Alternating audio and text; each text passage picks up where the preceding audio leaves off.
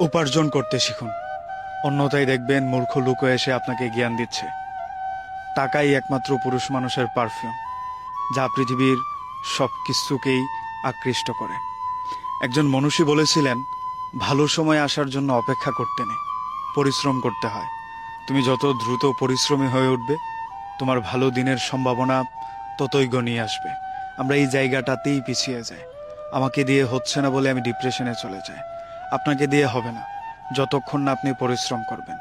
তখন দেখবেন যা তা লোক এসে আপনাকে পরামর্শ দিচ্ছে, জ্ঞান দিচ্ছে। এই জিনিসটা থেকে বাঁচতে হলেও আপনার পরিশ্রম করে উপার্জনে সক্ষম হওয়া উচিত। আমরা সক্ষম হয় না বলেই অনেক কিছুই আমাদের জীবন থেকে হারিয়ে যায়, অনায়াসে হারিয়ে যায়। ধরেন একজন মানুষকে আপনি অনেক যত্ন করে আদর করে লালন করতে চাইলেন, সে এই অজুহাত দিয়ে আপনাকে চলে যাবে যে তুমি সক্ষম নও। মানুষকে অক্ষম প্রমাণ করাটা পৃথিবীতে বোধহয় সবচেয়ে সহজ কাজ।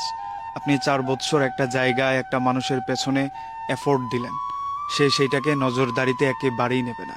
সে নজরদারিতে নেবে আপনার কাছে কত টাকা আছে, আপনার ভ্যালু কি, আপনি তার জন্য কি ভ্যালুটা অ্যাড করতে পারবেন। দিন শেষে পরিবার হোক, প্রিয় মানুষ হোক, কিংবা খুব কাছের বন্ধু বান্ধব, তাদের জীবনে আপনি কন্ট্রিবিউশন না দিতে পারলে তারা আপনাকে ততটা পাত্তা দেবে না, তারা আপনাকে ততটা ভারীভাবে নেবে না। আপনি নিজের ওজন মাপতে চাইলে আপনার টাকা দরকার, আপনার সৌন্দর্য বাড়াতে চাইলে টাকা দরকার, গ্রহণযোগ্যতা বাড়াতে চাইলে টাকা দরকার, সমাজে প্রতিষ্ঠিত হতে চাইলেও এই টাকারই দরকার।